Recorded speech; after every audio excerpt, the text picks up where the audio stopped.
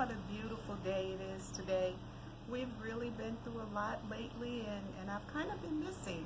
I haven't been able to get back on. We haven't had internet, but God is good. We're getting there.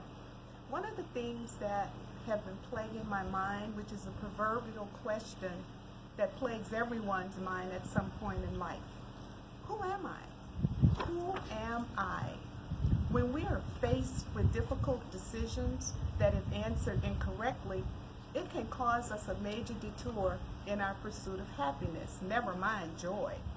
As a playwright, I've said this more often than not, that I'm always in a quest to understand my characters and how their experiences have informed who they are at a given time. As an essayist, I continue to be in a struggle with self-reflection and introspection.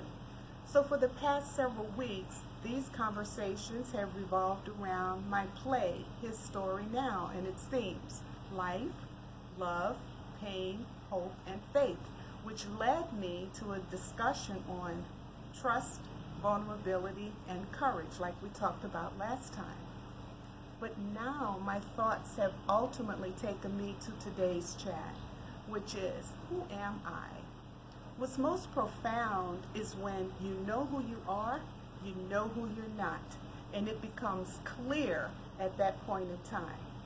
What I have discovered and have determined about myself is that I am a loving being.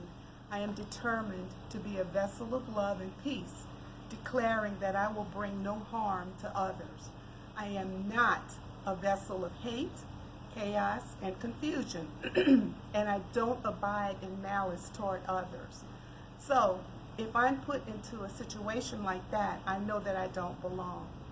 Consequently, when you know who you are, your decisions, no matter how tough, will always align themselves with the principles you live by.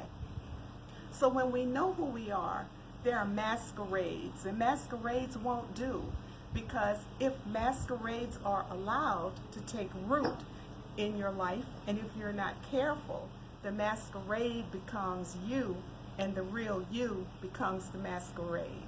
So that takes me to character analysis. Do you really think Graham knows who he is? Or does his past inform us of why he makes the decisions he makes? Does Jan know who she is? Or will her decision lead her to a better understanding and lead us to an understanding of what she should do? What about Ricky? Does Ricky know who he is? Or does his actions inform us of why he makes the decisions he does? Does Shay know who she is? Or does her decision inform us of how she plans to live her life?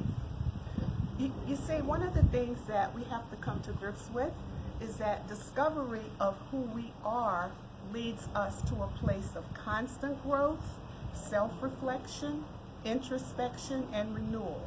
These characters are no different. One of my favorite quotes by the late Dr. Miles Monroe, who was a prolific writer and a master teacher, is, "Where use is not known, abuse is inevitable." Let's say that again. Where use is not known, abuse is inevitable. And we see these things happening through the characters in the play. So, one of the things I wanted to say is, at the end of the day, when we talk about all of this, it's still me under all of this. I'm no different. Still me. I'm the same person.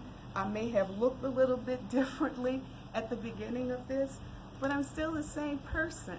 I cannot afford to let the masquerade take root into my life and become the real me, and then I become the masquerade.